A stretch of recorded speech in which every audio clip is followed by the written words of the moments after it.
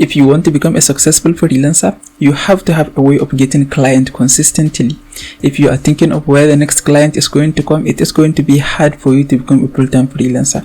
That is why in this video, I'm going to give you 6 strategies that you can follow in order to start generating consistent clients every single month. Hi there, my name is Sadiq Umar. I am a full-time freelancer living in Nigeria, and this video is going to be based on my personal experience of starting freelancing and becoming a full-time freelancer. The very first thing that I have is always look for clients that need your service. I have been engaged in many Facebook groups and many online communities, and I often see new freelancers offering their services where their services is not needed. For example, last week I have been engaged in a Facebook group, in a YouTube Facebook group, and I saw somebody post their YouTube thumbnail and ask for feedback from the group, and I saw some freelancers offer to be his thumbnail designer. That specific YouTuber is not looking for a freelancer, is not looking for a thumbnail designer. All he is asking for is a feedback. And the new freelancers that are offering their services to him, they end up looking spammy. It looks like a spam comment because he is not looking for a thumbnail designer, and it is going to be 99.9% hard for him to consider hiring them because that is not what he is looking for. I also received some emails from other people asking to be my freelancers, asking to work for me, and I'm not looking for a freelancer. So this means they are looking in a wrong place. That is why the very first thing you should keep in mind is always look for clients that need your service. If you waste your time looking in a wrong place, you are not going to get clients. You will just be wasting your time and it will lead you to burnout. Now, where should you look in order to find clients that need your service? The best place to look is a freelancing platform. There are 3 major freelancing platforms: Upwork, Fiverr, and Freelancer.com. Whatever one you choose to use, or even if you choose to use all of them, you can just try out all of them and see the one you like the most. But this is the best place that you can find clients who need your service. Because anybody who posts a project on a freelancing platform, they are looking for a freelancer. They are looking to hire a freelancer. So if you engage with those clients, you send proposal, you do whatever you do with those clients, it is not going to be considered spammy because they are looking for your service and you have a chance of landing them as a client. You can engage in freelancing Facebook groups and other freelancing online communities, but you shall know that it is going to be hard for you to get clients there. And when you engage in a Facebook group or any other online freelancing community, you shall not just start offering your services to anybody who posted anything. Only offer your services to someone who you know they are looking for a freelancer who offer the services that you are offering. Okay, the next thing that you should do is you should create a sample project. If you are just starting out as a freelancer, when you start conversation with client, they are most likely going to ask if you can show them sample of your project. If you haven't completed any previous jobs before, and if you have no sample project to show, it is going to be a little hard for some clients to trust what you said you can do for them. That is why you should create sample project. Let's take graphic design for example. If you are a freelance graphic designer, you shall create some sample graphics. If you want to become a logo designer, create some sample of logos. If you want to do banner, create some banners. If you want to do thumbnail, YouTube thumbnail, create some YouTube thumbnails as a sample that you can show to your potential client that this is what you can do for them. Because demonstrating your skills to your potential client is one of the most effective ways to convince them that you can do what they want. That is why you should put all your effort into creating the best possible project based on your ability that you can show to your potential client. Okay, the next step is create an epic portfolio. Your portfolio is basically your personal showcase. It's what your potential client is going to look at to evaluate your skills to determine whether they want to work with you or not. And in order to create an effective portfolio, you need to include some important information about yourself. The first thing you shall include is your nice profile image. You should also include an information about yourself and the services you are offering. You should also include your sample project, your testimonials, and any other relevant information in your portfolio.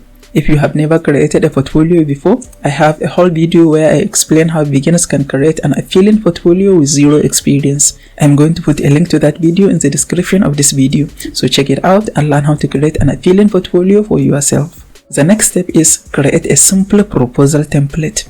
Your proposal is what you are going to send to your potential client when they post a project. For example, if somebody posts a project that they are looking for a graphic designer, the message that you send to them is your proposal. And what you shall do is you shall sit down and craft a compelling proposal template that you can reuse for future projects.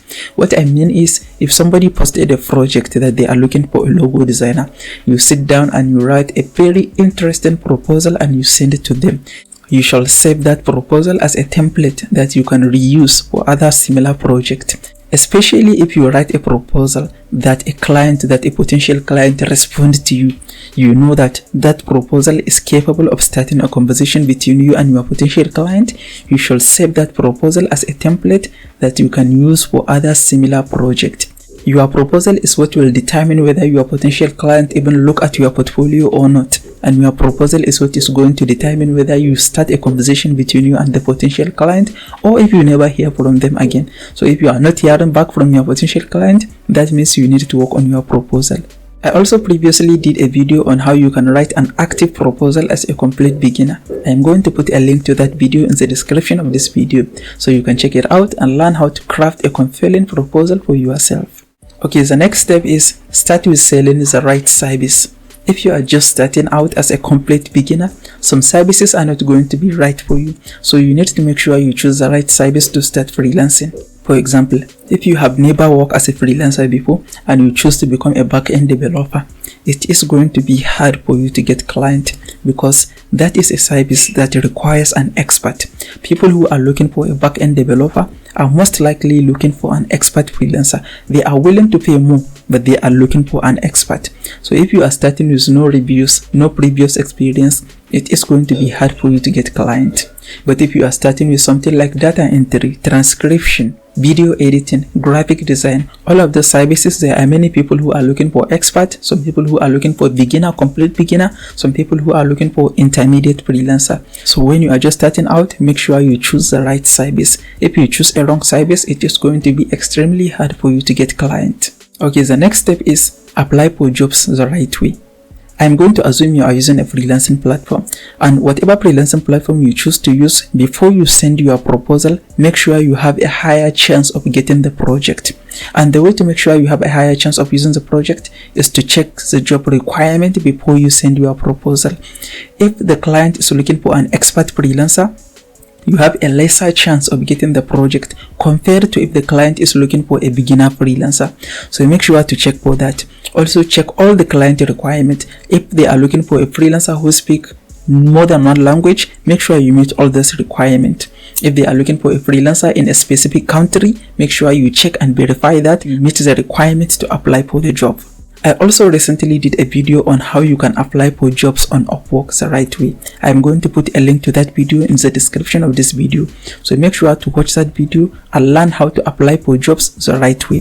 Because it doesn't matter if you send 100 proposals. If you send 100 proposals to the wrong jobs, you are not going to get the jobs. So make sure you learn how to apply for jobs the right way. Okay, a quick recap. The first step is find clients who need your service. The second step is create sample project. Next, create an appealing portfolio, an epic portfolio. Next, create a simple proposal template. Next, start with selling the right service. And lastly, apply for jobs the right way. If you enjoy the video, please give it a like. Also, don't forget to subscribe to this channel, and I will see you in the next video.